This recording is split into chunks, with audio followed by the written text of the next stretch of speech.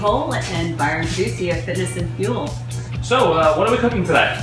Well, Byron, I'm so glad you asked. We're going to be making a delicious, savory, purple sweet potato soup. And you may actually find it's a great starter to your holiday meal. That's what we're planning on doing. Byron's mom won't shut up about it.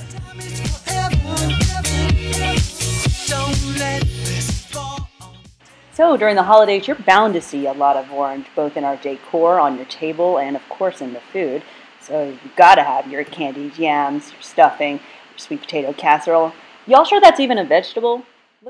May as well be making a pie. Ugh, I do like pie though. Here's my recipe for a gluten-free spicy pumpkin pie. And if not today, then another day you've got to make this curried pumpkin soup. Hey, no more shameless self-serving plugging, Whitney. The true purpose of this blog is to help you get some color on your table, so not another orange dish need to be made. We're also trying to help you to break away from those more traditional holiday spices, the cinnamon, cloves, nutmeg that you're going to find in that pumpkin pie or your yam dishes. I call them yammy spices, or your parsley, sage, rosemary, and thyme that you'll find in your turkey, stuffing, gravy. Our guests actually were really surprised. They were not expecting it, and they thought it was either a beet soup or using food coloring. So, some fun reactions. Yeah, see how your guests like it. Alright. For this recipe, you're going to need 3 to 4 large purple sweet potatoes, about 1.5 pounds, 2 red onions, 1 head of celery, 3 to 4 cloves of garlic, a pinch sea salt, a tablespoon of fresh ground black pepper, 1 tablespoon cumin, 6 cups of low-sodium turkey, chicken, or vegetable broth, 5 bay leaves, and for some optional decoration in that pretty bowl, let's use 1/2 of a red pepper and a 1/4 cup of low-fat Greek yogurt, or if you're going completely dairy-free, you can also use the coconut cream. That's the thick stuff at the top of the can of coconut milk. Is it like baking the sweet potatoes or a regular potato versus actually boiling them for a mash or a puree? Why? You lose a bunch of color and nutrients when you boil them. Roasting them, you kind of actually just intensify the flavors. So let's get started. And we're just going to split them down the middle nice and easily. They're a little more starchy than your regular potatoes, so you'll find they are a little bit tougher to cut through. But once you do, beauty inside.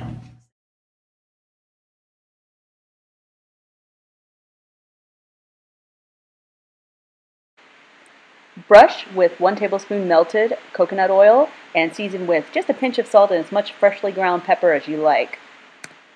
Place potatoes on a parchment-lined cookie sheet and then toss in a 400-degree oven for about 20 minutes. So it's time to dice. Of course, this is going to go into the blender. You don't really have to get it as fine, just fine enough so that everything cooks nice and evenly. And we're just going to use a wooden utensil to toss things around. Oh, I almost forgot. You're going to use about a tablespoon of minced garlic. So, let's get that in there. Great for flavor.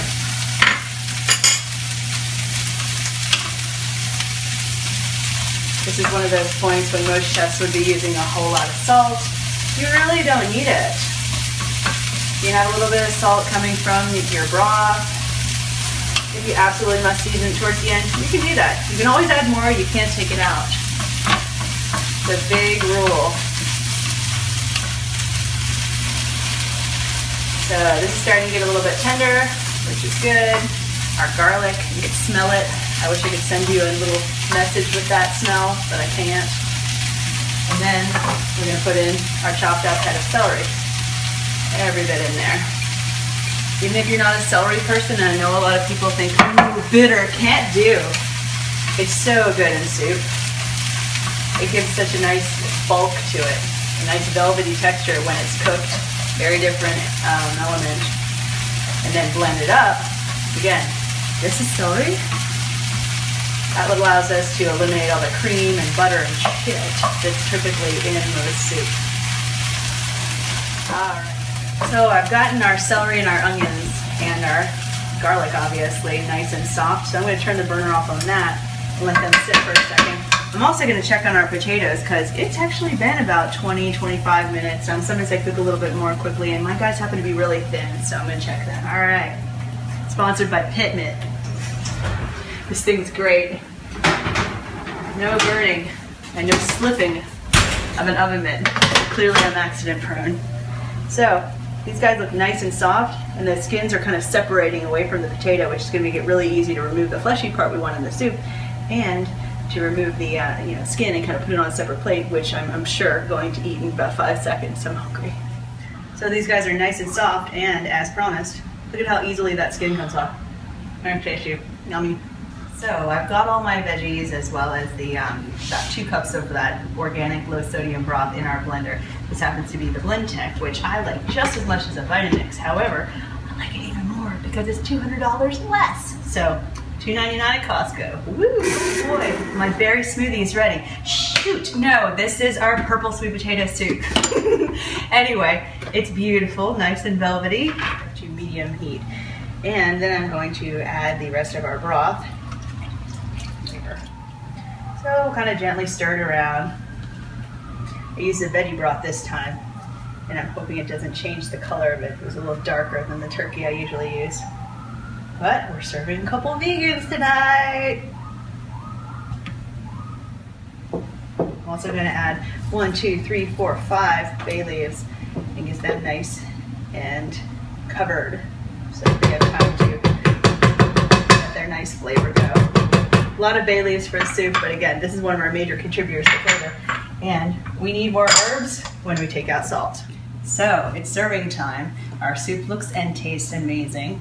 I'm going to go ahead and put a couple ladles of it into what I require is a white bowl. Why? Because white and purple has far more contrast than if you were to put it in a black or any other color bowl. So yeah, we're color sensitive. And wipe that little drip away. So basically, after we've got a little bit of this red pepper nice and shaved down, we're going to grab a pinch of it and kind of just plop it down right in the middle, or well, wherever you decide it should go. It's up to you, your food.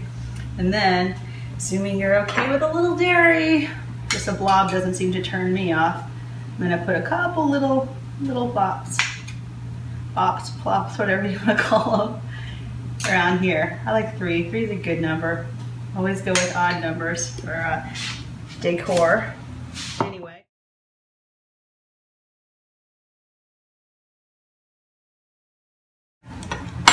There's no way I would turn this down. Would you? Yum, yum, yum. Hope you enjoy our savory purple sweet potato soup. Ooh, couldn't let you leave without getting those nutrition facts. Here's just one more reason to absolutely fall in love with the savory purple sweet potato soup. Recipe yields about 8 10 to 12 ounce servings. Each one of those bowls, there's going to be about 119 calories, 2 grams of fat, not a single one of which is saturated or trans fat. There's 137 milligrams of sodium, 6% of your daily recommended value, which is awesome because soup is usually loaded whether you get it in a can or in a really nice restaurant. Don't panic, there's carbs. It's a vegetable soup, and that's what vegetables are composed of. But you do get 5 grams of fiber and only 7 grams of, again, naturally occurring sugar. Want to see how our soup compares with that of some celebrity chefs? Well, ladies and gentlemen, let me introduce you to Mr. Bobby Flay and Ms. Paula Deen. Anthony Bourdain identifies Paula as the most dangerous woman to America, and I usually tend to agree with him. Her sweet potato and date soup comes in at 482 calories per bowl, 30 grams of fat, 18 grams of which are saturated. At only 466 milligrams, she actually really surprised me with the sodium, lower than I was expecting. However, when I saw that there was still 28 grams of sugar, I realized she's still up to her old sugary, diabetes-inducing devices. Nevertheless, we do have a clear winner here, and shockingly, it's not Paula. Instead, Bobby Flay, you take the prize here. Congratulations! Your sweet potato blue corn chip soup has a whopping 538 calories per bowl, 31 grams of fat, 1,121 milligrams of sodium.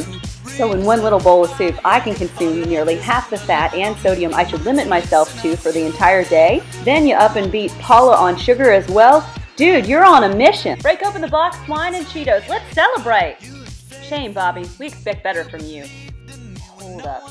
If my soup's so much healthier, does this mean I beat Bobby Flay? I'm gonna show you what it's all about.